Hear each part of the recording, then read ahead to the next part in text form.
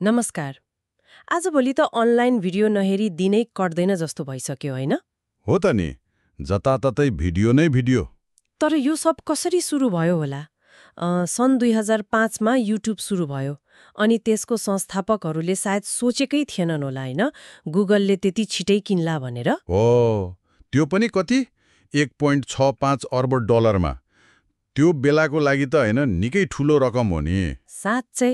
अनि त्यसपछिको यसको ग्रोथ त झन् अचम्मकै छ। एकदम।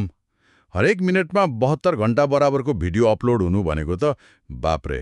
हो नि, इन्टरनेट सर्भिस प्रोभाइडरलाई कति प्रेसर भयो होला। त्यो त छँदैछ। ल, आज हामी यस्तै केही स्रोतहरूलाई अलिकति गहिरिएर हेर्दैछौँ। मतलब युट्युबको यात्रा कस्तो रह्यो, यसको अलि अनौठो लाग्ने शैक्षिक प्रयोग कसरी भयो। अनि फेरि यस्ता प्लेटफर्महरूको अध्ययन गर्दा आउने नैतिक पक्षहरू पनि छन् नि। हो, त्यो AOIR मतलब इन्टरनेट अनुसन्धानकर्ता सङ्घको गाइडलाइन अनुसार। अनि भविष्यमा हामीले भिडियो कसरी हेर्छौँ होला त्यो पनि हेरौँ। ल, सुरुमा त युट्युब होइन, साथीभाइ बीच रमाइलो भिडियो सेयर गर्ने जस्तो मात्रै थियो।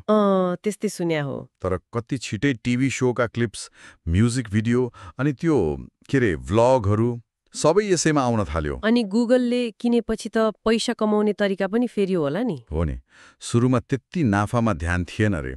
पछि विज्ञापनका मोडलहरू आए, क्लिक टु बाई जस्ता। अनि एउटा रमाइलो कुरा के भने नि, यो त मनोरञ्जनबाट सुरु भएको थियो, तर शिक्षामा पनि गजबले प्रयोग हुन थाल्यो नि। ए हो र?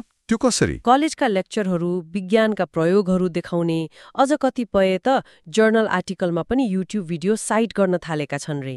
हो, त्यो एकदमै रोचक विकास हो। सायद होइन सजिलै हेर्न पाइने भएर होला। अनि भिडियोमा देखाउन पनि सजिलो होला। विज्ञानमा एक्सपेरिमेन्ट देखाउन मिल्यो, आर्ट्सतिर प्रदर्शनी वा डकुमेन्ट्री, सोशल साइन्समा समाचार घटनाहरूका भिडियो। त्यो त हो। अनि भिडियोभित्रै खोज्न मिल्ने टुलहरू पनि छन् रे नि, ytks.app वा filmoto.com जस्ता। छन्। तिनले ट्रान्सक्रिप्ट खोज्न मद्दत गर्छन्। निकै उपयोगी हुन सक्छ अनुसन्धानमा। ल, यो त भयो प्रयोगको कुरा। तर यति धेरै डाटा, यति धेरै प्रयोगकर्ता भएको ठाउँमा अनुसन्धान गर्दा त पक्कै नैतिक प्रश्नहरू उठ्छन् होला नि। त्यो AOIR-ले के भन्छ? एकदमै। यो निकै महत्त्वपूर्ण प्रश्न हो। सबभन्दा ठूलो चुनौती भनेको त त्यो सूचित सहमतिको हो। बिग डाटामा कसरी लिने सहमति होइन? हो नि, कसको डाटा प्रयोग गर्दैछौँ उसलाई थाहा छ कि छैन? अनि अनुसन्धान गर्ने मान्छेको आफ्नै सुरक्षा, डाटाको गोपनीयता। अनि त्यो प्लेटफर्मको नियमसँग बाजिने कुरा पनि त होला नि। एकदम। फेसबुक, ट्विटर जस्ता ठाउँबाट डाटा स्क्रैप गर्न, मतलब अनुमति बिना तान्न, उनीहरूको सेवा शर्तले दिँदैन नि प्राय। त्यो पनि एउटा समस्या हो। अनि अहिले त झन् AI, मसिन लर्निङको कुरा आयो। यसले त झन् जटिल बनायो होला। बनायो नि। जस्तै एआईले प्रयोग गर्ने डाटा कतै पक्षपाती त छैन, मोडल कतिको पारदर्शी छ, त्यसले निकालेको नतिजा कसरी आयो भनेर बुझ्न सकिन्छ कि सकिन्न। त्यो त हो। अनि अर्को कुरा, विश्वविद्यालय र कम्पनीहरू मिलेर गर्ने अनुसन्धान। पैसा र डाटा त आउला, तर अनुसन्धानको स्वतन्त्रता नि त्यसमा सम्झौता हुन्छ कि भन्ने डर होइन? हो, त्यो ल्याजर्सफिल्डले भनेको एकाडेमिक भर्सेस एडमिनिस्ट्रेटिभ अनुसन्धानको बहस जस्तै। तर होइन, कतिपय ठाउँ जस्तै उट्रेच डाटा स्कुलले चाहिँ नैतिकतालाई केन्द्रमा राखेरै सहकार्य गर्ने मोडल बनाएका छन्। त्यो राम्रो कुरा हो।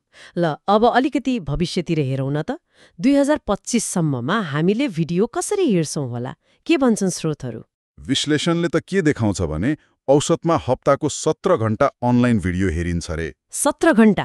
बाप्रे। अनि त्यसको 75% भन्दा बढी त मोबाइलमै। मोबाइलमै? हो, युट्युब त अझै बलियो हुने देखिन्छ। 2 अर्ब भन्दा बढी प्रयोगकर्ता, अनि त्यो सर्ट्समा मात्रै दिनको 70 अर्ब भ्युज। 70 अर्ब? अनि टिकटक नि? टिकटकले पनि 1 अरब प्रयोगकर्ता कटाइसक्यो। छोटो भिडियोमा त तहल्का मचाइरहेको छ। कस्तो खालको सामग्री चाहिँ बढी चल्छ होला त? लाइभ स्ट्रिमिङ, पढाइका कुराहरू, खेलकुद हाइलाइट, सामानको रिभ्यू, अनि खास गरी त्यो UGC मतलब प्रयोगकर्ता आफैले बनाएको कन्टेन्ट। त्यो त मान्छेले विश्वास पनि गर्छन् नि अलि बढी। हो, अनि गेमिङ भिडियो त छँदैछ। अनि त्यो ठाडो भिडियो, भर्टिकल भिडियो, मोबाइलमा हेर्ने भएपछि झन् महत्त्वपूर्ण हुन्छ। अनि एआईको भूमिका कस्तो देखिन्छ? एआईले त भिडियो बनाउन झन् सजिलो बनाउँछ। जिब्रा क्याट जस्ता टुलहरू आइसक्यो।